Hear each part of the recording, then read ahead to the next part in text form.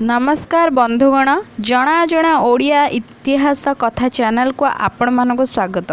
मु आर थरक पूर्व वीडियो रे कही ओडिशा विषय किंतु आज ओडिशा रे किपरि भाबरे नामकरण कराई किपरि नामकरण होईछि और कौन कौन शब्द सब ताधारे व्यवहार कराई से विषय में आपण मानक बरणी सहित जनवाक चाहूँगी।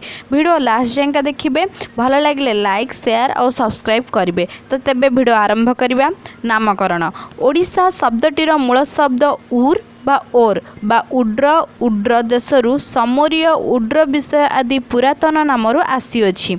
एहार प्रमाण आकार सबुठारु पुरातन लेखा उत्तर तोशाली अंतर्गत ओडिशार बालेश्वर जिलार सोरठारु मिलिथिबा तंबापटारे उड्र विषयर सूचना मिलिअछि।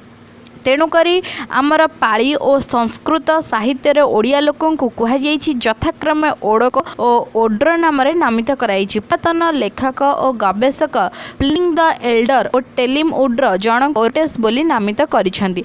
तेणुकरी देखा गला यही सब शब्दर संयोजन होई आमर ओडिशा शब्द आसी जहाँ उड्र आमर पुरातन ओडिशार पूर्वतन नाम उड्र थिला। तेणु करिकी एतिरे कहि मो वीडियो शेष करछि। यदि आपण मानको भल लागिबो तेबे लाइक और शेयर सब्सक्राइब मध्य करिवे। ता छडा मो आपन को जो नुआ नुआ वीडियो देबे आपण पाखरे पहुँची परिबो। नमस्कार।